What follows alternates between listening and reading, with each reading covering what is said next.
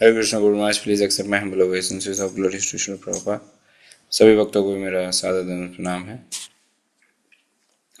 तो जैसे आप सब जानते हैं, पिछले हम 3-4 दिनों से हमारे संप्रदाय के विशेष आचार्यों के विषय में श्रवण कर रहे हैं। हमने प्रारंभ किया था पुंडरिक विद्यानिधि ठाकुर के विषय में श्रवण किया, फिर हमने रघुनंदन ठाकुर के विषय में श्रवण किया। कल हमने गुरु महाराज जी के मुखारविंद से श्री रघुनाथ दास गोस्वामी के विषय में श्रवण किया, उनकी महिमा, उनका दिव्य चरित्र, उनका वैराग्य इत्यादि के ऊपर श्रवण किया। और आज हम श्री विश्वनाथ चक्रवर्ती ठाकुर के विषय में श्रवण करेंगे और आज का टॉक डिलीवर करेंगे श्रीमान अनंत शेष प्रभु। तो आप सभी से अनुरोध है कि ध्यानपूर्वक आज का टॉक श्रवण करें। श्री विश्वनाथ चक्रवर्ती ठाकुर महाशय का स्थान हमारे संप्रदाय में बहुत ही विशेष स्थान है, या एक प्रकार से हम कह सकते हैं यदि वे ना होते तो शायद हमारी संप्रदाय की कोई नींव या आधार ही ना होता। तो क्या हुआ था, कैसे हुआ था, किस प्रकार से उन्हें ये पदवी प्राप्त हुई इत्यादि के विषय में श्रीमान अनंत शेष प्रभु अधिक प्रकाश डालेंगे। तो आप सभी से पुनः हम अनुरोध करना चाहते हैं, ऐसे विशेष आचार्यों की महिमा, उनका गुणगान श्रवण करने का सुअवसर हमें कभी कभी प्राप्त होता है, तो इसे जरूर श्रवण करें। ज्यादा समय न लेते हुए श्रीमान अनंत शेष प्रभु से अनुरोध करते आज का टॉक प्रारंभ करें। प्रभु जी, हरे कृष्ण। हरे कृष्ण। परम आराध्य श्री गुरु महाराज के चरण में सादर वंदन प्रणाम करते हुए तथा समस्त उपस्थित वैष्णव चरणों में सादर अभिवादन करते हुए हम आज कथा का श्रवण करेंगे। ओम अज्ञानतिमिरन्धस्य ज्ञानाञ्जनशलाकया चक्षुर्मृतं येन तस्मै श्री गुरुवे नमः। श्री चैतन्य मनोभीष्टं स्थापितं येन भूतले स्वयं रूप कदा मह्यं ददाति स्वपदान्तिकम्। नमः ओम विष्णुपादाय कृष्णप्रेष्ठाय भूतले श्रीमते भक्तिवेदांत स्वामिनिधि नामिने। नमस्ते सारस्वती देवे गौरवाणी प्रचारिणे निर्विशेष शून्यवादी पाश्चात्य देश तारिणे। वाञ्छाकल्पतरुभ्यश्च कृपा सिंधु एव च पतितानां पावनेभ्यो वैष्णवेभ्यो नमो नमः। नमो महावदान्याय कृष्ण प्रेम प्रदायते कृष्णाय कृष्ण चैतन्य नामने गौरत्विषे नमः। जय श्री कृष्ण चैतन्य प्रभु नित्यानंद श्री अद्वैत गदाधर श्रीवासादि गौर भक्त वृंद। हरे कृष्ण कृष्ण कृष्ण हरे हरे, हरे राम राम राम हरे हरे।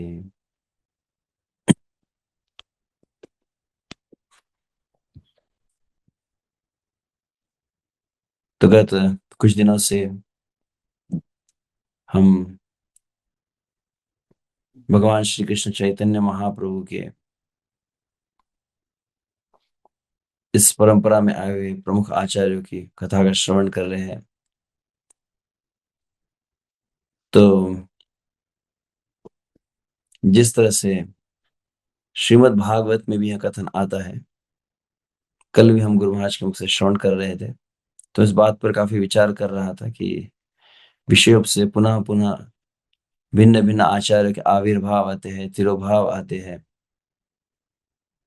और वहां अवसर होता है जब हम उनके विषय में श्रवण करते हैं। हालांकि नित्य सदा उनके विषय में श्रवण करना चाहिए।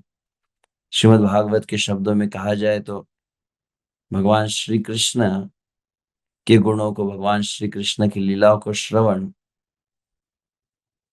उतना अधिक भक्ति का वर्धन नहीं करता है जितना भगवान के भक्तों की जीवन चरित्र को श्रवण करना। गुरु महाराज के शब्द में कहा जाए, गुरु महाराज शब्द कह रहे थे कि थोर महात्म्य होने गेले चरित्र त्यांचे पहा जरा, आपण त्यांच्या समान व्हावे हास सापडे बोध करा।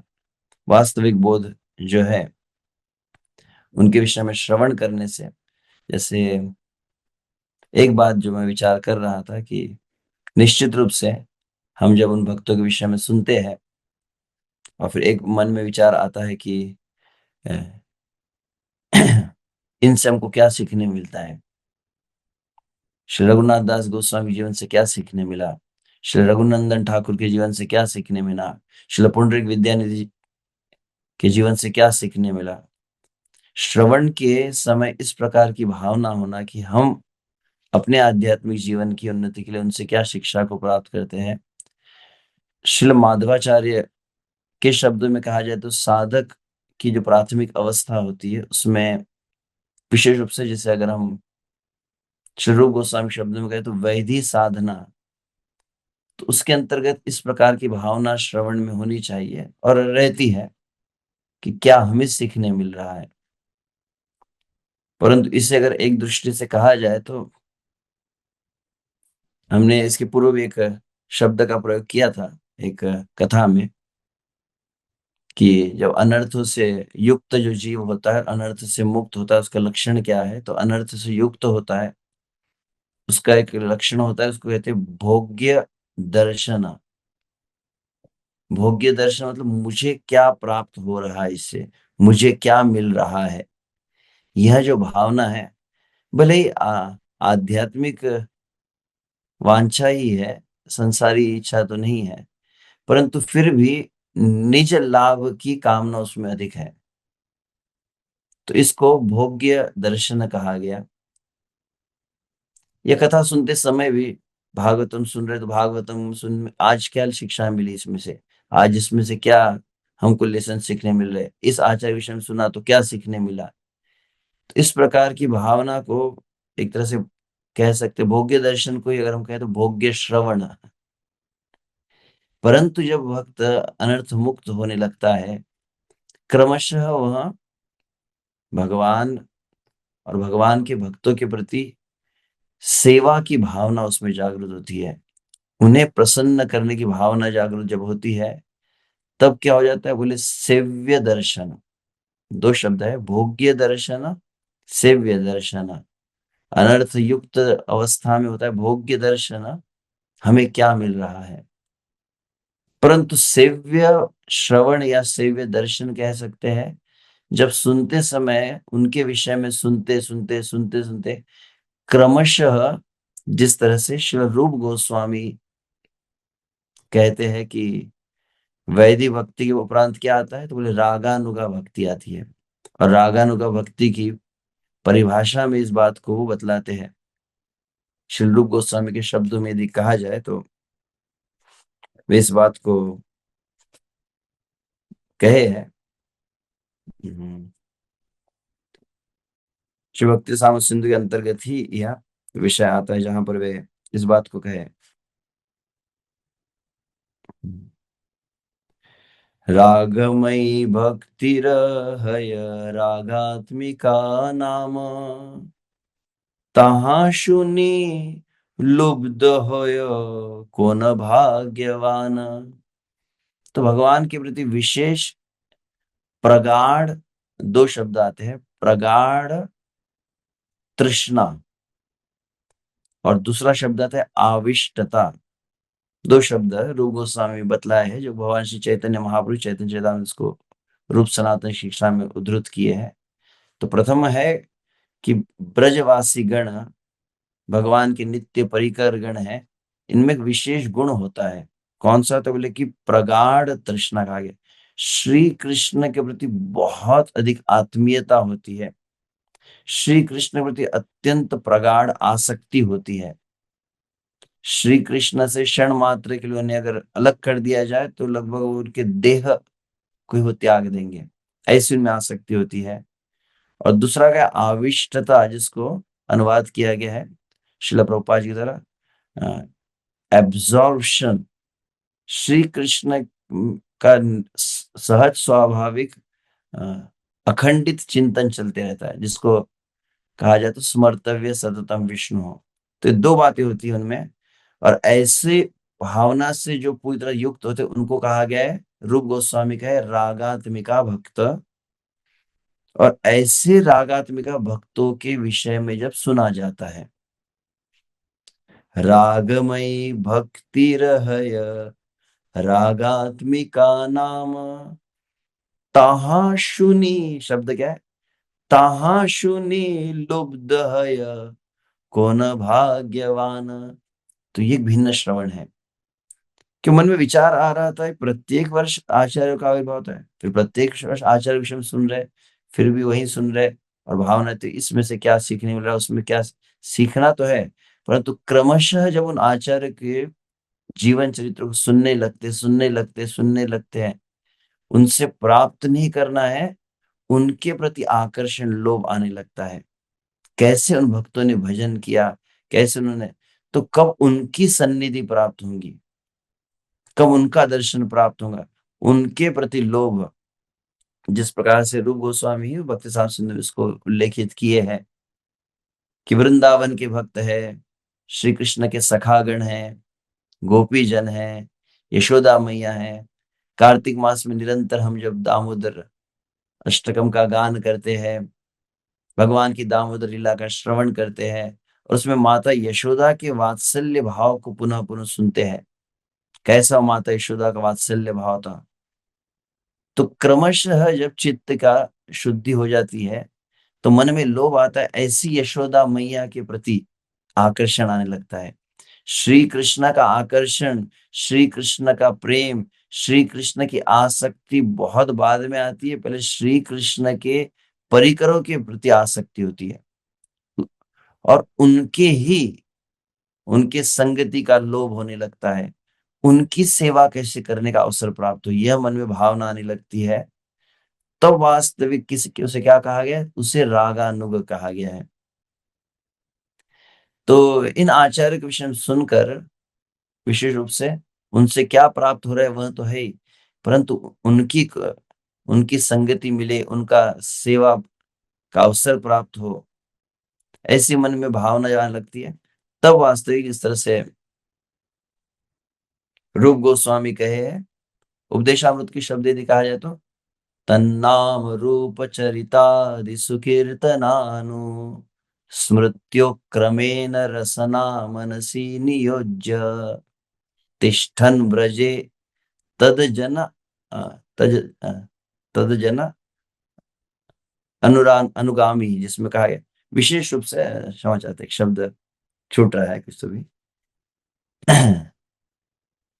इति उपदेश सारम, अंततः जो कहा गया है उपदेशामृत का सार क्या है, तो उपदेशामृत का श्लोक जहां पर क्रमशः जो रागानुगा भक्ति की धरातल पर प्राप्त हुआ है, उसके लिए कहा गया है कि वह तन नाम रूप चरित आदि सुकीर्तनानु, जो श्री कृष्ण के नाम रूप गुण लीला को, श्री कृष्ण के भक्तों के भी लीलाओं को श्रवण करते करते स्मृत्य, वह क्रमशः सुनते स्मरण दशा को प्राप्त होता है, और फिर वहां पर रसना मनसी नियोज्य, फिर उनके गुणों को गा भी रहा है, और मन में उनकी भावना आ रही है। और ऐसी अवस्था में जब वह क्रमशः जब वृंदावन में वास करता है, और ऐसे भक्तों का अनुगमन करने का मन में भावना आती है, तो इन आचार्य के विषय में सुनने का एक प्रयोजन यह भी है कि हाँ, उनसे क्या मिल रहा है प्रारंभिक ठीक है, परंतु अंततः यह विचार होना चाहिए उनके प्रति आसक्ति हमें कैसे आए। हमारे ये जो आचार्य है कोई साधारण नहीं है, जिस प्रकार से तो उनके गुणों को हम गा रहे हैं, तो भगवान स्वयं भी इस बात को कहे है, आमार भक्तिर पूजा आमा हईते बड़ो वेदे भागवत प्रभु इह कैला दृढ़ मद भक्त पूजया भ्यादिका, भागवत के ही वचनों को यदि अनुवादित किया जाए तो मुझसे ही मेरे भक्तों का पूजन, मुझसे मेरे भक्तों के गुणगान आदि को अधिक महत्ता दी गई है। और तब आगे विशेष उनमें भी कहा जाए तो भगवान श्री चैतन्य महाप्रभु के भक्तों के विषय में, गौड़ व्रज जने भेद ना देखिबो हईबो ब्रजवासी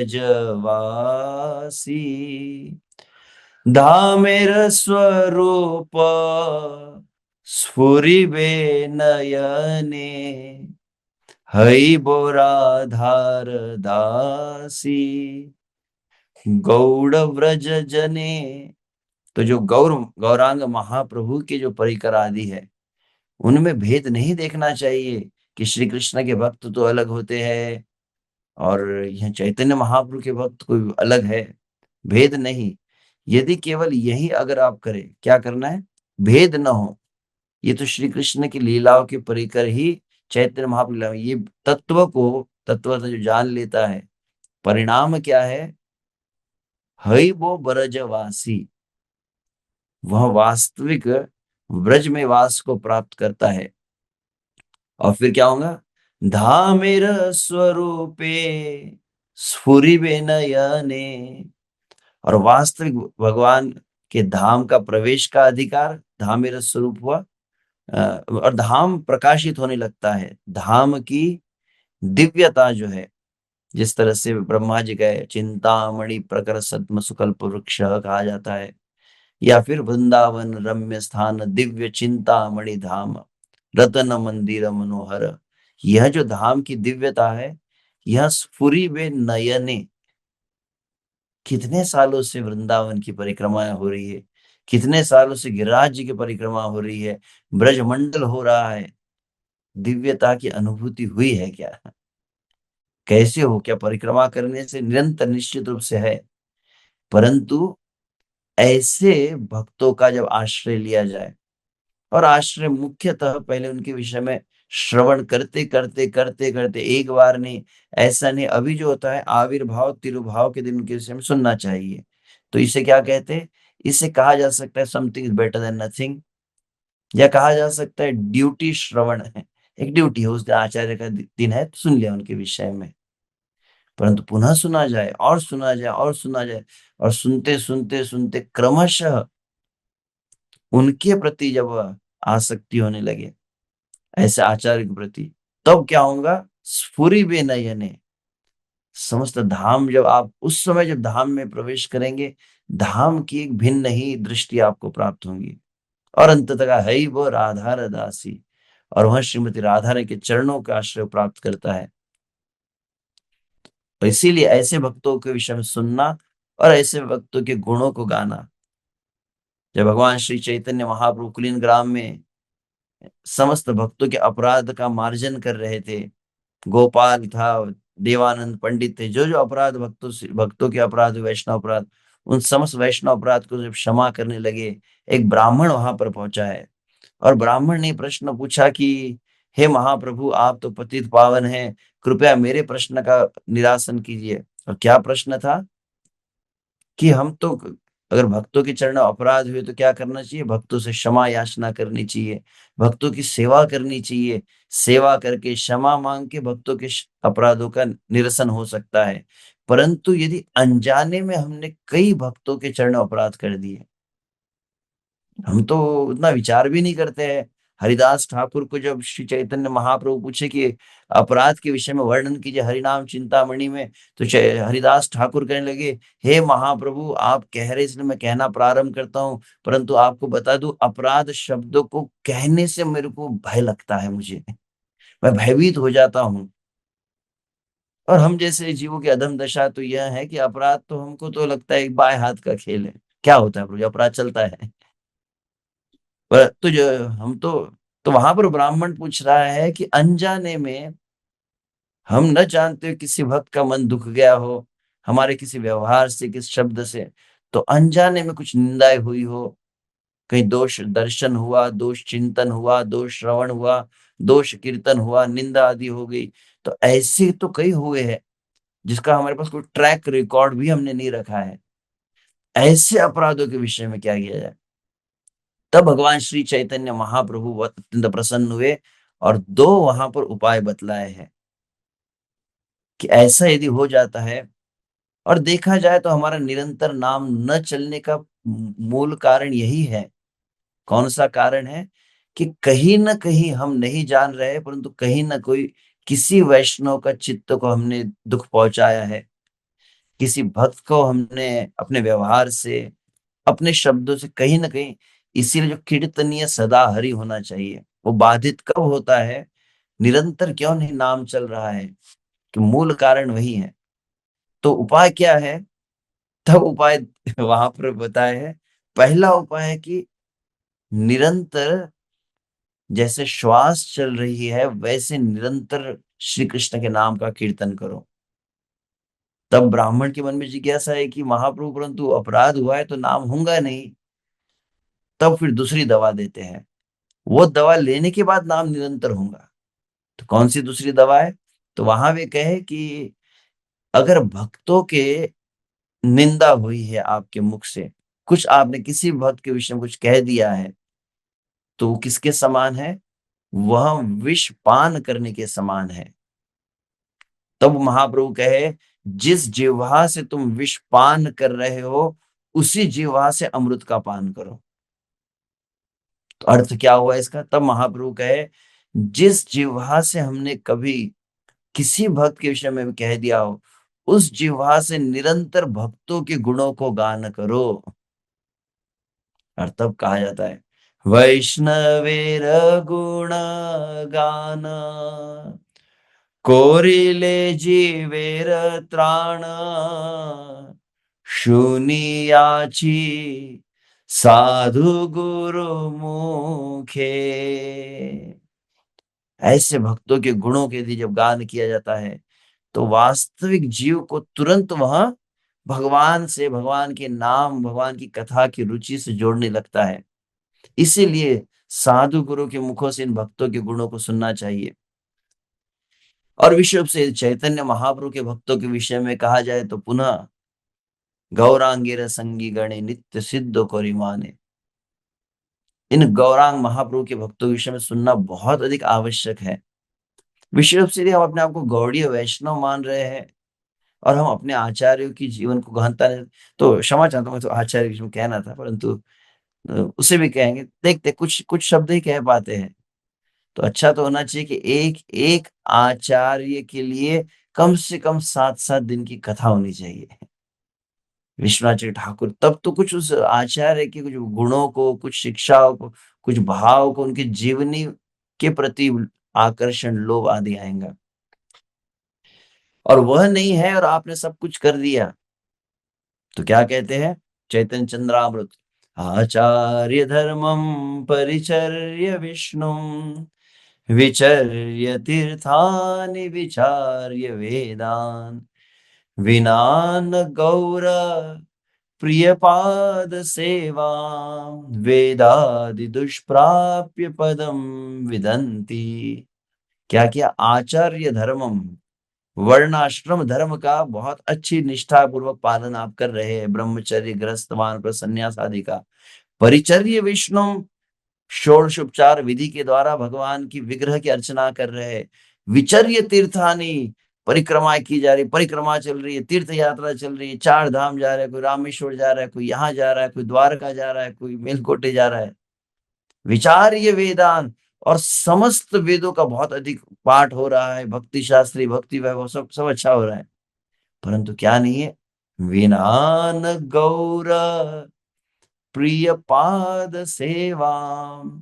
भगवान श्री चैतन्य महाप्रभु के प्रियजन जो है, गौर परिकर जो है, उनके चरणों की सेवा यदि नहीं है, तो वेदादि दुष्प्राप्य, वेद आदि के द्वारा भी जो दुष्प्राप्य क्या है, वह ब्रज का माधुर्य प्रेम, पदम न विदंती, उस पद को आप प्राप्त नहीं कर सकते। या इसी को पुनः कहा जाए तो प्रत्येक श्लोक को विशुभ से, यहाँ चैतन्य चंद्रावत की शैली है जहां पर प्रत्येक तत्व विषय को 2-2 श्लोकों में उन्होंने कहे हैं। तो पुनः वही शब्द है, धर्मकृत विष्णु सेवी च तीर्थाटी वेद पारग न वेत्ति व्रज तत्व। व्रज का तत्व नहीं जान पाएंगे गौर भक्ताश्रयम बिना, गौर भक्तों के आश्रय के बिना। तो उन्हीं के अंतर्गत यहाँ प्रधान रूप से विश्वनाथ चक्रवर्ती ठाकुर के विषय में जो सुन रहे हैं, तो इनको विश्वनाथ चक्रवर्ती ठाकुर के विषय में जैसे बतलाया जाता है, नाम ही विश्वनाथ चक्रवर्ती। तो वैसे इनका मूलतः देखा जाए तो इनको जो इनका नाम जो प्राप्त हुआ था, इन्हें हरि वल्लभ कहा जाता है। हरि वल्लभ ये उनका नाम था। और 1560 शकाब्द कहते हैं, या कोई कहते 1576 शकाब्द कह सकते हैं। उस समय भगवान श्री कृष्ण चैतन्य महाप्रभु जब उस उन्नत उज्ज्वल रस को लेकर आए थे, उस माधुर्य प्रेम को लेकर आए, और अंततः फिर षड गोस्वामी गणों ने उस माधुर्य प्रेम को वितरण किया है, उनको संकलन किया, क्षमा चाहता हूँ, गौर गौरांग महाप्रभु नित्यानंद आदि वितरण किए और उसका संकलन किया, एक तरह से पैकेजिंग कहते हैं ना, वह किया है इन षड गोस्वामी, जिसमें प्रधान रूप से श्री रूप गोस्वामी है। और उसके उपरांत कहा जाता है कि जब षड गोस्वामी गण में अंत तो गत्वा श्री जीव गोस्वामी रहे, और जीव गोस्वामी ने समस्त वैदिक शास्त्रों के सार को जो प्रस्तुत किया है बहुत विस्तार से ग्रंथों में, और अंततः फिर प्रधान आचार्य उनके अनुगत्य में, उनके आश्रय में जो बने हैं, हमारे संप्रदाय का जो बागडोर जिन्होंने संभाली है, वे रहे श्री नरोत्तम दास ठाकुर, श्रीनिवास आचार्य और श्यामानंद पंडित। और जीव गोस्वामी जब उनको आदेश दिए कि आप जाइए और आप जाकर अब इन ग्रंथों का, तो एक होता है पहले उस बाढ़ को लेकर आए जिसको कहते हैं प्रेमेर वन्या लोहिया नीता आइला गौड़ देशे। वन्या शब्द का अर्थ क्या होता है? वन्या मतलब बाढ़। प्रेमेर वन्या लोहिया निताई, नित्यानंद राम क्या लेकर आए? बोले कृष्ण प्रेम की बाढ़ लेकर आए। डूबिला भक्त गण, तो सब भक्त उसमें डूब रहे थे, तो उसको क्या किया, इतनी बाढ़ को आप कैसे ग्रहण कर सकते हैं? तो फिर पात्र कौन से हुए? तो बोले गोस्वामी के ग्रंथ जो है, उपदेशामृत, भक्ति रसामृत सिंधु, हरि भक्ति विलास आदि, ये ग्रंथ क्या है? ये वह पात्र है जिसके द्वारा उस गौर नित्यानंद के प्रेम का आप आस्वादन कर सकते हैं। तो उनको पैकेजिंग किया है एक अच्छे कंटेनर में, ग्रंथों में, षड गोस्वामी ने, और उनको फिर भेजा गया इन आचार्यों को। तो प्रधान रूप से ये तीन आचार्य, तीन स्थान थे, जो पूर्व बंगाल, पश्चिम बंगाल जिसे कह सकते हैं, या बांग्लादेश अभी कहते हैं उसको, पूर्व बंगाल, पश्चिम बंगाल और उत्कल देश, तीन स्थानों पर चैतन्य महाप्रभु का संप्रदाय जो पूर्णतः लुप्त हो रहा था, उसे पुनर्जागृत करने के लिए तीन आचार्य आए हैं। और उसी के अंतर्गत विशुद्ध रूप से कहा जाए तो श्री नरोत्तम दास ठाकुर आए। नरोत्तम दास ठाकुर के ही शिष्यों में गंगा नारायण चक्रवर्ती कहते हैं, और गंगा नारायण चक्रवर्ती के ही आगे चलकर शिष्य बने हैं श्री कृष्ण चरण चक्रवर्ती। श्री कृष्ण चरण चक्रवर्ती के शिष्य बने राधा रमन चक्रवर्ती।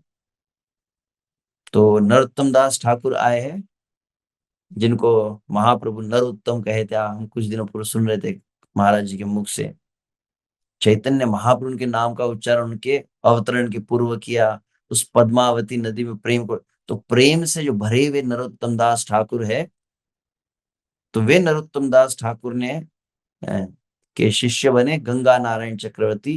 गंगा नारायण चक्रवर्ती के बने श्री कृष्ण चरण चक्रवर्ती, और फिर राधा रमन चक्रवर्ती। और उन राधा रमन चक्रवर्ती के संपर्क में आए हैं कौन? तो उस समय प्रारंभ में नाम क्या था इनका? हरिवल्लभ। तो हरिवल्लभ जो मूलतः, आप अगर क्या एक चक्र ग्राम जाते हैं, तो नवद्वीप से एक चक्र ग्राम जाते समय मार्ग में वह स्थान आता है जहां पर इनका विशेष रूप से आविर्भाव, नदिया जिले में देवग्राम में एक राड़िया ब्राह्मण कुल है, उसमें जन्म लिए। और कहा जाता है इनके पिता का नाम नारायण चक्रवर्ती, सब चक्रवर्ती है गंगा नारायण चक्रवर्ती, रामचरण चक्रवर्ती, राधा रमन चक्रवर्ती, इनके पिता हुए नारायण चक्रवर्ती। माता का नाम का अधिक वहां पर ज्ञान नहीं है। और तो यह वर्णन उन्होंने स्वयं ही लिखा है, विश्वनाथ चक्र ठाकुर इसे लिखे हैं। और फिर वे वहां पर जब थे, तो अत्यंत शिशु काल में कहा जाता है कि बहुत गहराई से इन्होंने शास्त्र को आत्मसात करना प्रारंभ कर दिया। इनके भाइयों का भी वर्णन किया गया है, ऐसे कि इनके भाई थे विशुभ से, क्या नाम है, रामभद्र, हाँ रामभद्र चक्रवर्ती, जो निरंतर श्रीमद् भागवत का पाठ करते थे। तो अति शिशु काल में ही इन्होंने अपने भाई को देखा जो भागवत का पाठ करते हैं, तो तुरंत इनके हृदय में बहुत प्रगाढ़ आकर्षण हुआ भागवत के लिए। शैशव काल ही कह सकते थे, कुछ 5, 6, 7 साल के। मैं एक विचार कर रहा था, जितने आचार्य हुए सब भक्त प्रहलाद स्कूल से आए ऐसा लगता है। चाहे रघुनाथ भट्ट गोस्वामी देखे तो चिल्ड्रन प्रीचिंग से आए, रघुनाथ दास गोस्वामी चिल्ड्रन प्रीचिंग से, गोपाल भट्ट गोस्वामी चिल्ड्रन प्रीचिंग से, जीव गोस्वामी चिल्ड्रन प्रीचिंग से। तो कई आचार्य तो ये मतलब मराठी में कहते बाळाचे पाय पाळणा। तो ये नन्हे मतलब अल्प आयु से ही ये सभी आचार्य गणों ने अपने लक्षणों को दिखलाया। तो ये अति शिशु काल में ही ये भागवत को सुनने लगे। और भाई ने जब देखा कि भागवत में ऋषि, तो इन्होंने कहा कि आप भागवत पढ़ो। तो उन्होंने संपूर्ण भागवत को अपने भाई से सुना, संपूर्ण भागवत को वे पढ़े। हरिवल्लभ संपूर्ण भागवत को पढ़ने के उपरांत भाई ने प्रश्न पूछा है, अच्छा भागवत का सार क्या है? तो हरिवल्लभ कहे कि भागवत का सार, आपसे पूछा जाए तो क्या है भागवत का सार? संपूर्ण भागवत का सार क्या है अगर कहा जाए, तो वह नन्हा सा बालक था, कुछ उत्तर नहीं दे पाया। अभी तक समझ में नहीं आया भागवत का सार, तुमको समझ में नहीं आया, व्यर्थ है तुम्हारा जीवन। हमको कहा जाए तो हम तो जाके बैठ के प्रसाद लेने लगे। हरिवल्लभ ने क्या किया, जब भाई ने कहा कि भागवत का सार नहीं जानते, क्या समझे तुम मानव जीवन में, उन्होंने सब कुछ छोड़कर भागवत को लेकर बैठ गए। संपूर्ण 1 वर्ष में 12 महीने में 12 स्कंद पूरे पढ़े उन्होंने। पुनः पहले भी पढ़ चुके थे, सुने थे, पूरा सार को समझना है मुझे, भागवत का सार क्या है। तो संपूर्ण भागवत को पुनः उन्होंने अध्ययन किया है। यह चैतन्य महाप्रभु के परिकरों से मिलने के पूर्व की वर्णन है। तो संपूर्ण भागवत को वे पढ़ लिए और तब भाई के पास गए। तो भाई ने कहा कि पूरे 18,000 श्लोक पढ़े, 335 अध्याय पढ़ लिए, भागवत पढ़ लिया, अब बताओ क्या सार है? तो सार यही है, क्या? बोले राधा कृष्ण की सेवा, राधा कृष्ण का प्रेम। और सर्वश्रेष्ठ स्थान कौन सा है? बोले वृंदावन। तो चैतन्य महाप्रभु जो बात कर रहे वो वही देखिए आप। तो आराध्य भगवान व्रजेश तनय तद धाम वृंदावन।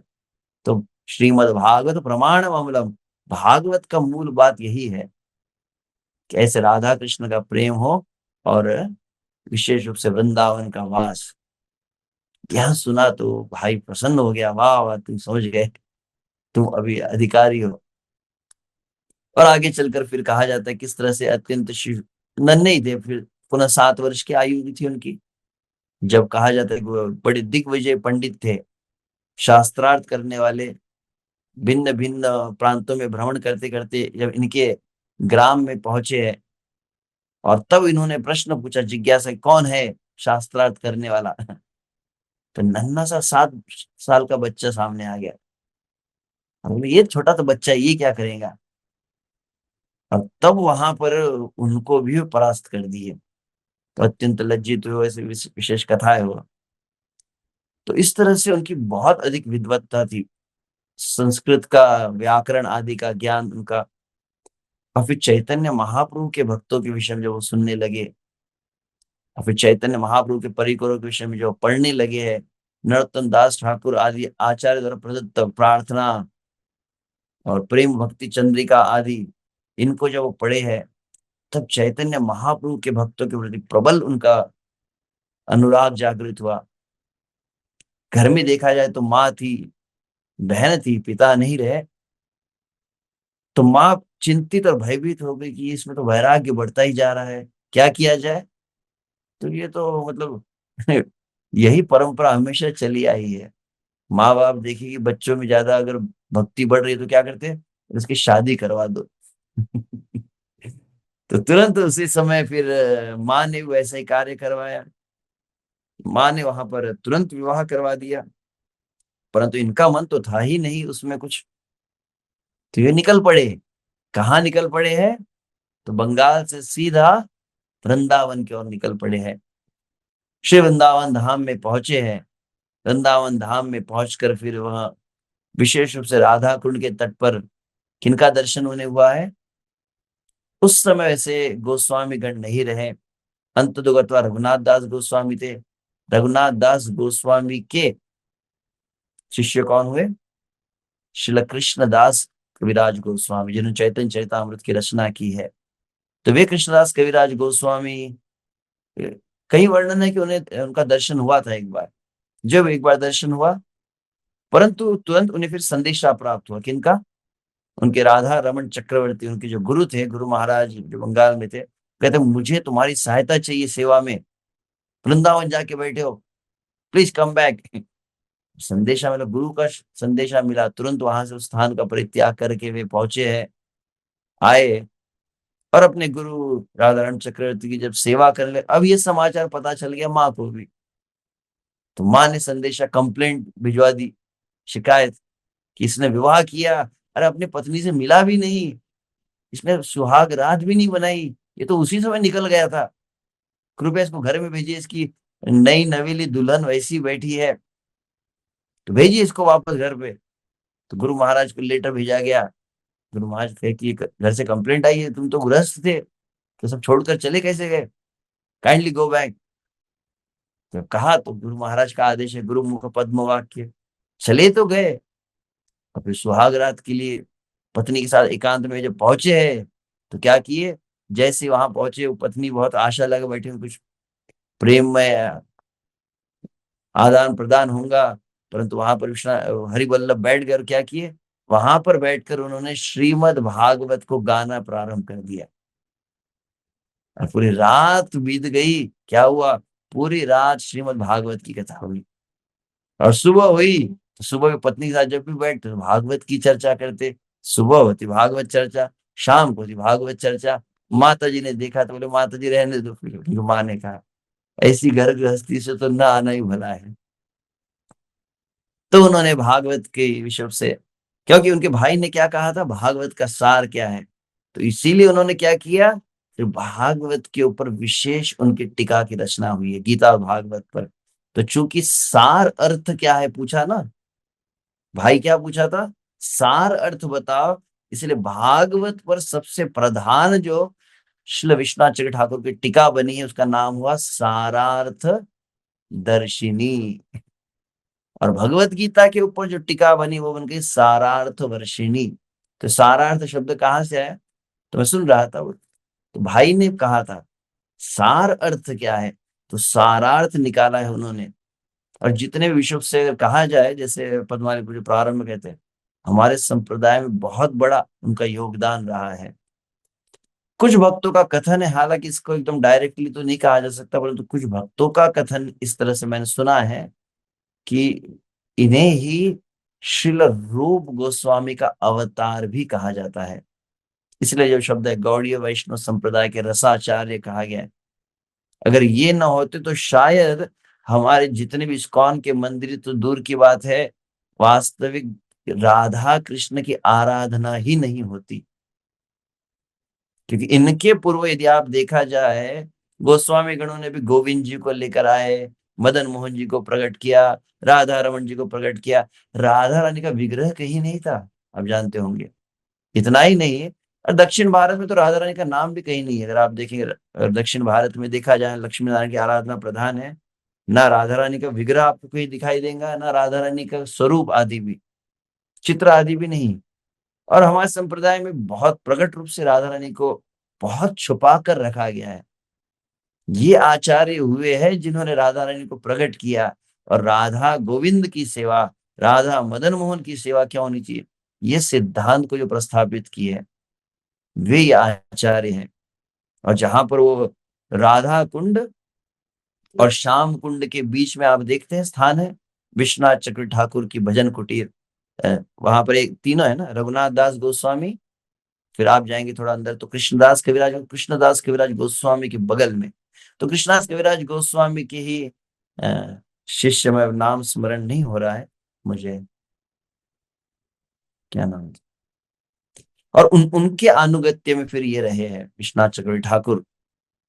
तो ये हरिवल्लभ नाम था, परंतु इनकी जब ख्याति जो देखी गई है, इनकी विद्वत्ता को जब देखा गया है, तब विश्वस्य नाथ रूपोऽसौ भक्तिवर्त्म प्रदर्शनात्, वास्तविक विश्व के नाथ है, वास्तविक संपूर्ण विश्व को इन्होंने भक्ति के मार्ग को एकदम स्पष्ट रूप से समझाया है।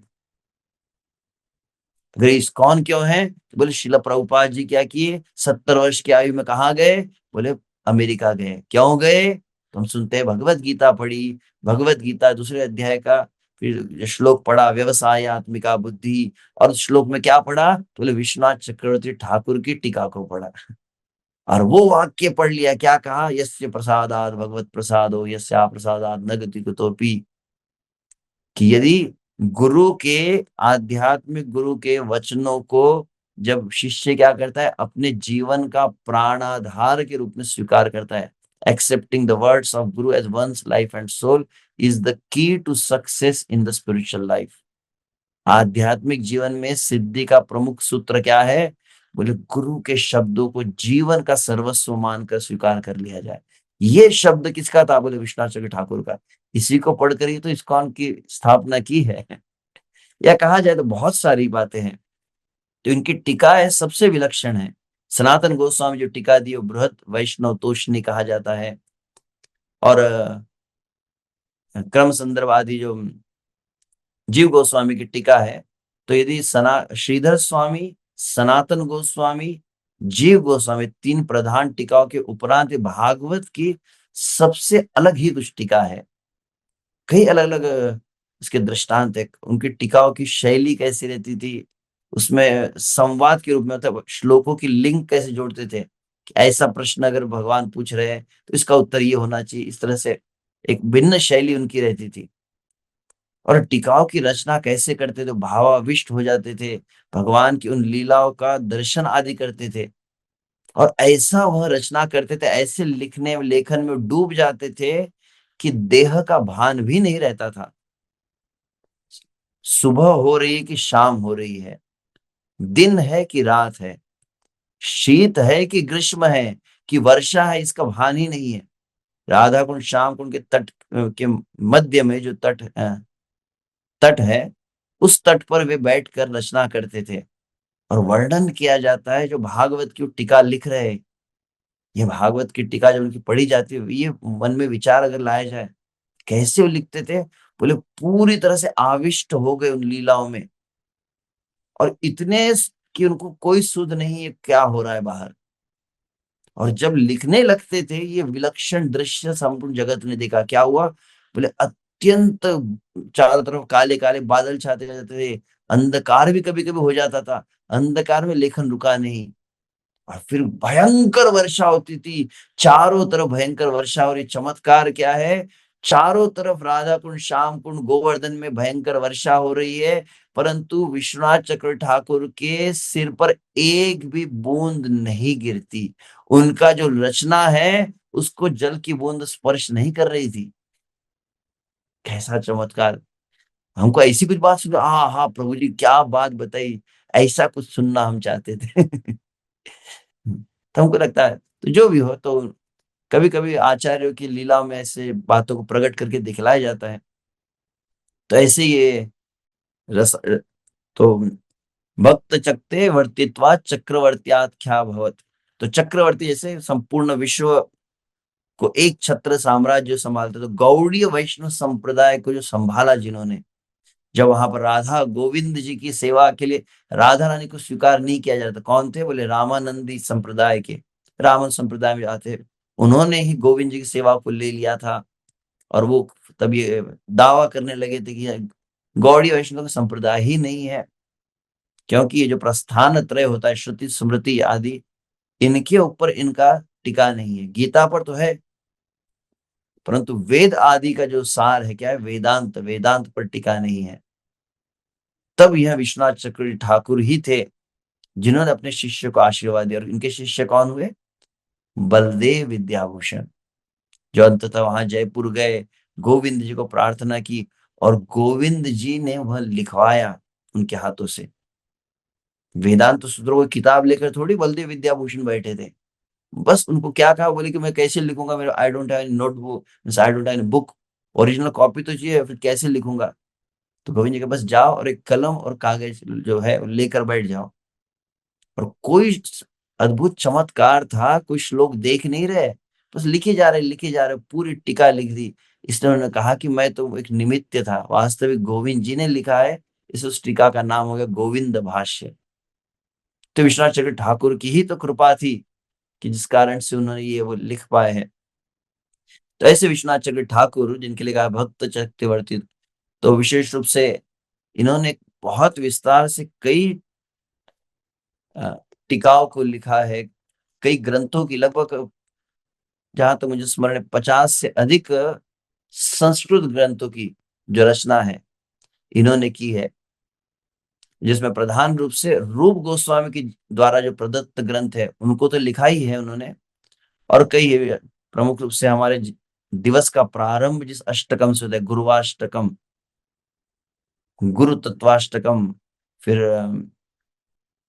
शचीनंदनाष्टकम, लोकनाथ अष्टकम, स्वरूप चरितामृतम, गोपाल देव अष्टकम, मदन मोहन अष्टकम, गोविंद अष्टकम, ऐसे कई अष्टकम की रचना हुई। स्तवामृत लहरी धृत, गोपाल तापनी उपनिषद है तो गोपाल तापनी टीका उन्होंने लिखी। और फिर विश्व से बहुत ही प्रसिद्ध चमत्कार चंद्रिका है, व्रज रीति चिंतामणि, वृंदावन की विशेष जो लीला स्थलियों के महिमा को सुनना हो तो व्रज व्रज रीति चिंतामणि है, चमत्कार चंद्रिका है, प्रेम संपुट नामक ग्रंथ है, गीतावली है, सुबोधिनी है, ऐसे विभिन्न ग्रंथ है। और जो रूप गोस्वामी जो प्रमुख ग्रंथ कौन से प्रदान किए, तो कहा जाता है भक्ति रसामृत सिंधु, उज्ज्वल नीलमणि और लघु भागवतामृत। तो ये तीन के ऊपर उन्होंने टीका लिखी और अपनी दैन्यता को प्रकाशित किया। कौन से थे? किरण बिंदु कणा ए तीननीय वैष्णवपणा। वैष्णव यदि प्रेम की सर्वोच्च शिक्षा को प्राप्त करना चाहते तो क्या है? बोले तीन चीजें, किरण, बिंदु, कणा। तो किरण मतलब क्या? तो उज्ज्वल नीलमणि ग्रंथ किसने लिखा? रूप गोस्वामी ने। अब उसका जो सार है, तो उज्ज्वल नीलमणि, मणि क्या करता है? प्रकाश देता है ना। तो उस मणि से क्या निकलता है? किरणें निकलती है। तो रूप गोस्वामी लिखे उज्ज्वल नीलमणि, और विश्वनाथ चक्र ठाकुर लिखे उज्ज्वल नीलमणि किरण। रूप गोस्वामी ने क्या लिखा? बोले भक्ति रसामृत सिंधु। तो विश्वनाथ चक्र ठाकुर क्या लिखे? भक्ति रसामृत सिंधु बिंदु। समुद्र को मैं नहीं समझ सकता, रूप गोस्वामी तो अथाह समुद्र समुद्र प्रदान किया है। मैं केवल क्या समझ पा रहा हूं? उसके एक बूंद को समझ पा रहा हूं।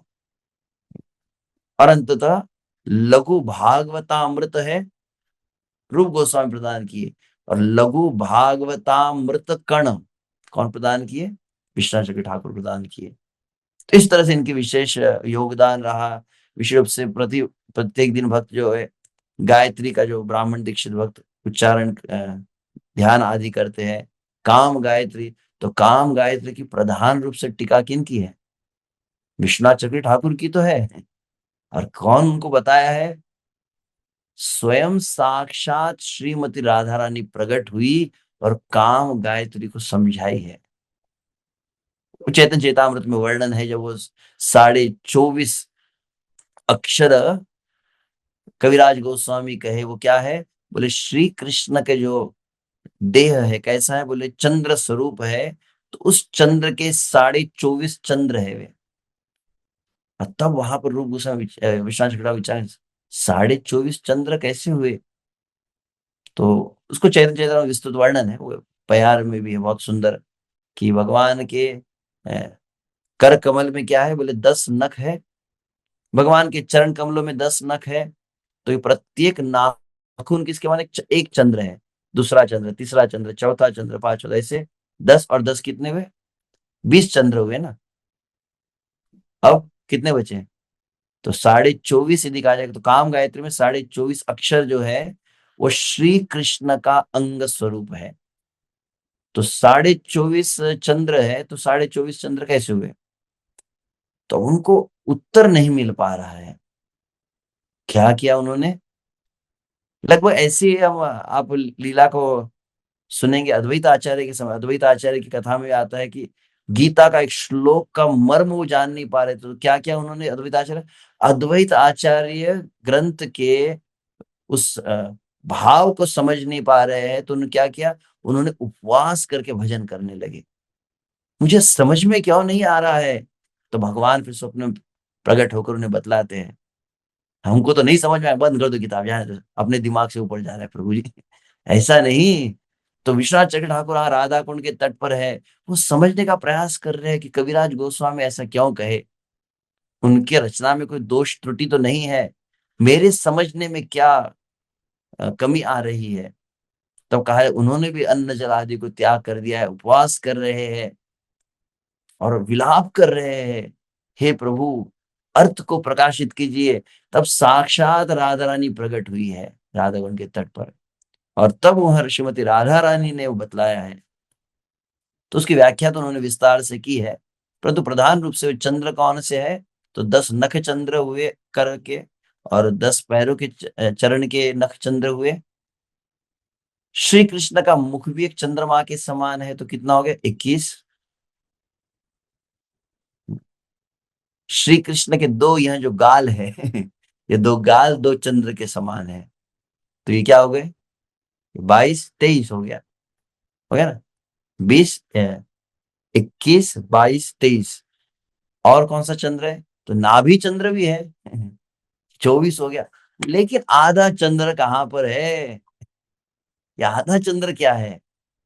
तो वहां पर राधा रानी के श्री कृष्ण जो तिलक लगाते हैं, श्री कृष्ण का जो श्रृंगार या तिलक होता है, और तिलक के नीचे एक अर्ध चंद्र अष्टमी का चंद्र होता है। तो श्री कृष्ण अष्टमी को प्रकट हुए, तो अष्टमी का जो अर्ध चंद्राकार कहां पर है?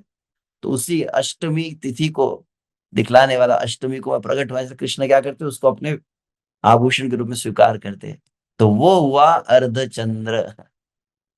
तो ये बहुत सुंदर बात है यार। तो ये कौन बताए? तो राधा रानी बताई है विश्वनाथ चक्रवर्ती ठाकुर को। ऐसे ही हमारे आचार्य है विश्वनाथ चक्रवर्ती ठाकुर, जिन्होंने संपूर्ण जीवन वहां पर राधा कुंड के तट पर रहकर हमें बहुत प्रमुख प्रमुख ग्रंथों को प्रदान किए हैं। और अधिकांश आप अगर प्रभुपाद जी की भगवत गीता श्रीमद् भागवत के तात्पर्य पढ़ेंगे, सबसे अधिक किसी शब्द का उल्लेख हुआ है तो विश्वनाथ चक्रवर्ती ठाकुर के टिकाव का ही उल्लेख किया है। तो कभी देखेंगे भविष्य में उनकी टिकाव के कुछ जो शैली है, उनके भाव, उनको कभी ऐसे कहने का मैं विचार कर रहा था, उसको कभी भविष्य में कहें। समय का अतिक्रमण हो चुका है, क्षमा चाहता हूँ। हरे कृष्णा। श्री विश्वनाथ चक्रवर्ती ठाकुर की जय। जगत गुरु श्रील प्रभुपाद की जय। बहुत बहुत धन्यवाद प्रभु जी आज के इस सत्र के लिए। तो कल अंततोगत्व दिवस है, जब इन सभी आचार्यों के आविर्भाव और उनमें बस एक विश्वनाथ चक्रवर्ती ठाकुर का तिरोभाव दिवस है। तो पूरे एक ही दिन में इन सभी का गुणगान श्रवण करना असंभव था, इसलिए पूरा ये सप्ताह लगभग हम सोमवार से प्रारंभ किए और प्रत्येक दिवस हम सुन रहे थे एक एक आचार्य के विषय में। राज विश्वनाथ चक्रवर्ती ठाकुर के विषय में भी हम श्रवण किए, और कल वसंत पंचमी के उपलक्ष्य में इन सभी के आविर्भाव तिरोभाव दिवस है। तो हम सही मानसिकता में स्थित होकर कल के दिन में इन सभी को पुनः याद कर सके। जैसे अनंत शेष प्रभु कहे, केवल ड्यूटीफुली हियरिंग नहीं करना है कि उनका अपीयरेंस डिसअपीयरेंस है तो एक दिन सुन लेते हैं, लेकिन हमें गहरे उतरना है उनके श्रवण में, उनके चरित्र के विषय में समझ के श्रवण करके हमारे जीवन में उतारना है। प्रभु जी प्रारंभ में ही हम सभी से पूछे क्या सीखे, हम इतने दिनों से सुन रहे हैं, तो किन किन आचार्यों से हमने हमारे जीवन में क्या क्या सीखा, क्या क्या उतारा, ये बहुत महत्वपूर्ण है। तो हमारी परंपरागत पद्धति से महामंत्र का उच्चारण करके हम शिवानंद शेष प्रभु का हृदयपूर्वक आभार व्यक्त करते हैं कि प्रभु जी ने इतना डिटेल में, इतनी टेक्निकल बातें इतनी सरलता से हम सभी के सामने प्रस्तुत की।